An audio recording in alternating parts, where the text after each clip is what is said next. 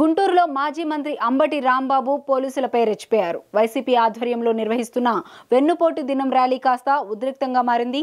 మాజీ మంత్రి అంబటి రాంబాబు ఇంటి దగ్గర నుంచి కలెక్టరేట్కు వెళ్తుండగా టీజేపీఎస్ కాలేజీ వద్ద అంబటి రాంబాబును పట్టాభిపురం సీఐ వెంకటేశ్వర్లు అడ్డుకున్నారు. ఈ క్రమంలో సీఐ అంబటి మధ్య తీవ్ర వాగ్వాదం చోటు చేసుకుంది. నువ్వు నన్నాపుతావా అంటూ అంబటి వీరంగం సృష్టించారు. ఏం చేస్తావో చూస్తానంటూ సీఐపై వేలు చూపించి దురుసుగా ప్రవర్తించారు.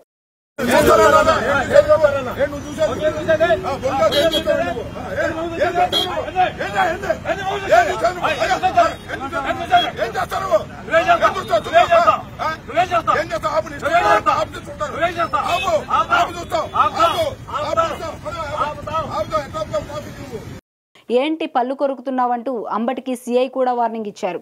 ఈ క్రమంలో అక్కడే ఉన్న పోలీసులు వీరిని అదుపు చేసేందుకు ట్రై చేశారు. కానీ వారిపైన అంబటి దురుసుగా ప్రవర్తించారు.